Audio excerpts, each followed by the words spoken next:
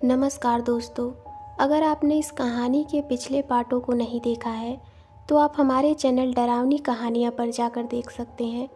तो चलिए बढ़ते हैं आगे कहानी की ओर। अब क्या करे वीना दी, इस राक्षस से कैसे बचे?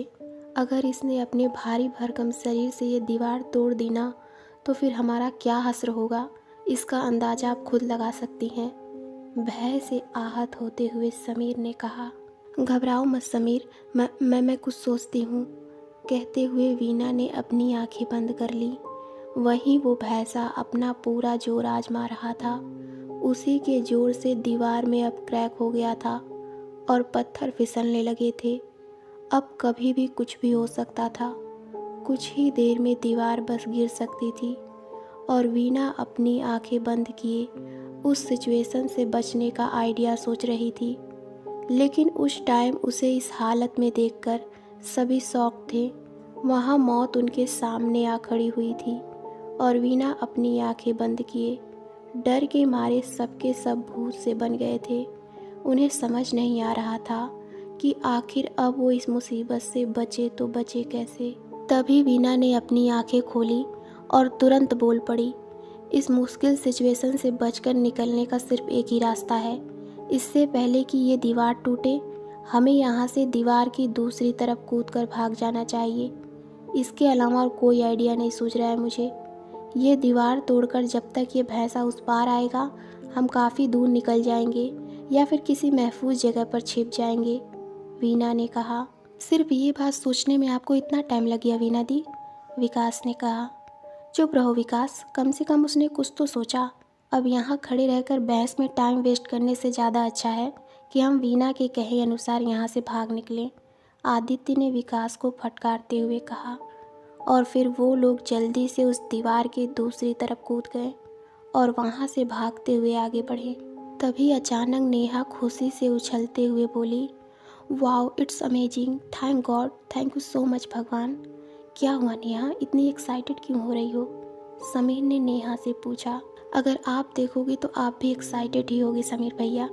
वो देखिए, नेहा ने अपने लेफ्ट हैंड को उठाकर सामने ऊपर पहाड़ी की तरफ इशारा किया। उस तरफ देखते ही समीर और बाकी सबके चेहरे भी खिल उठे। यस, मज़ा आ गया, हम वाकई बच गए, खुशी के मारे एक्साइटेड होते हुए विकास बोला। यस मेरे भाई, we are totally safe, Sameer Vikas के गले लगते हुए बोला। आदित्य और वीना के चेहरे पर भी सुकून था, पर सोनल को खोने का दर्द उनके चेहरों पर साफ नजर आ रहा था। इट्स वंडरफुल वीना दी, ये सब आपकी वजह से पॉसिबल हो पाया है।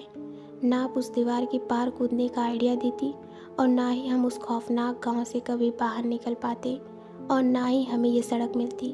थैंक्स टू यू दी, विकास ने वीना से कहा। नहीं विकास, मेरी वजह से कुछ नहीं हुआ बस वही जो होना था। पता नहीं कैसे दिमाग में वो आइडिया आया और कहीं ना कहीं हम उस भयानक भैंसे की वजह से भी यहाँ पहुँच पाए। समझ नहीं आता कि वो हमारी जान लेने आया था या बचाने, वीना ने विचारशील ढंग से कहा। चाहे जैसे भी हो, हम उस भूतिया गांव से बच निकले और ये अपने आप में एक बहुत बड़े गौरव की बात है। अब हमें यहाँ बातों में ज़्यादा टाइम न वेस्ट करते हुए सड़क तक पहुँचना चाहिए। आज रात होने से पहले हमें किसी भी सूरत में इन रहस्यमयी वादियों से बाहर निकलना ही होगा, आदित्य ने कहा। जी आदि भैया, आप सही कह रहे हो। समीर, नेहा, विकास, हमें जल्दी सड़क तक पहुंचना है, वीना ने उन तीनों से कहा। वे सब जल्दी जल्दी उस पहाड़ी तक पहुँचे जहाँ से सड़क निकल रही थी।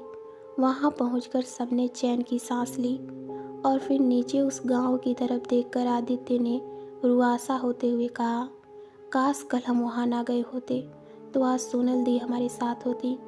उसकी ये बात सुनकर एक बार फिर सबकी आंखों में आंसू आ गए और वीना ने आगे बढ़कर आदित्य के कंधे पर हाथ रखकर उसे धीरज देने की कोशिश की। थोड़ी देर सब कुछ शांत रहा, लेकिन फिर आदित्य ने खुद को संभालते हुए सबसे कहा, लेट्स गो गाइस, हमें रात होने से पहले इस खौफनाक वादियों को पार करना है, इससे पहले कि यहाँ फिर कोई नई मुसीबत आ जाए। चलो यहाँ से, कहते हुए आदित्य आगे बढ़ा। बाकी सब भी उसके पीछे हो लिए। सब तेज कदमों से चलते हुए आगे बढ़ रहे थे। 24 घंटे से भूखे प्यासे होने के बावजूद भी उनके कदम तेजी से आगे बढ़ रहे थे, क्योंकि अब सवाल ज़िंदगी और मौत का जो था। कहते हैं जब मौत सामने खड़ी हो तो कायर से कायर और कमज़ोर से कमज़ोर जीव भी उससे ज़िंदा रहने के लिए संघर्ष करता है। बस इन लोगों का हाल भी कुछ ऐसा ही हो रहा था। अभी आधा रास्ता ही पार हुआ था कि उन्हें सड़क किनारे एक छोटा सा तालाब दिखा।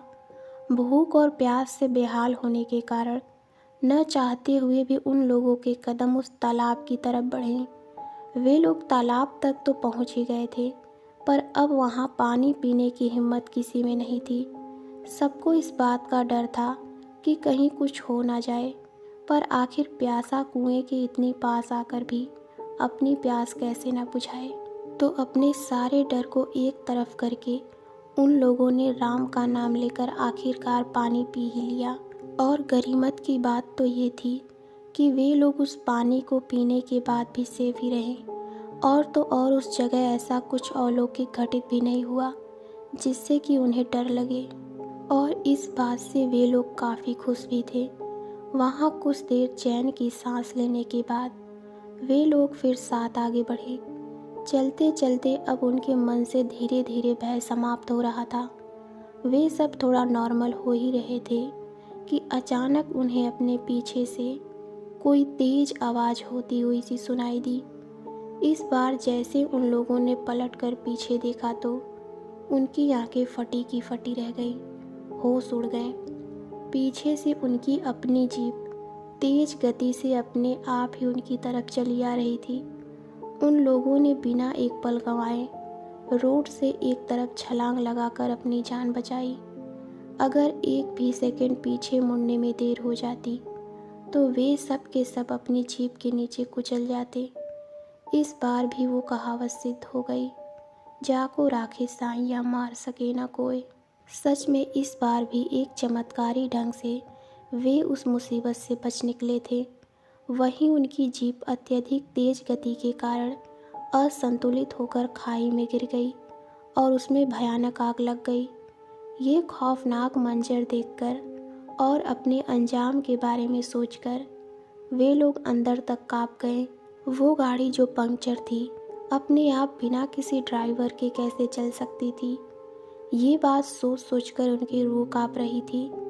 उन्हें तो लगा था कि वे लोग मौत के मुंह से बच निकले हैं, पर मौत तो हम कदम बनकर उनके साथ ही चल रही थी। तो दोस्तों, आशा करती हूँ कि आपको ये कहानी पसंद आई होगी। तो मिलते हैं कहानी के अगले पार्ट में। धन्यवाद।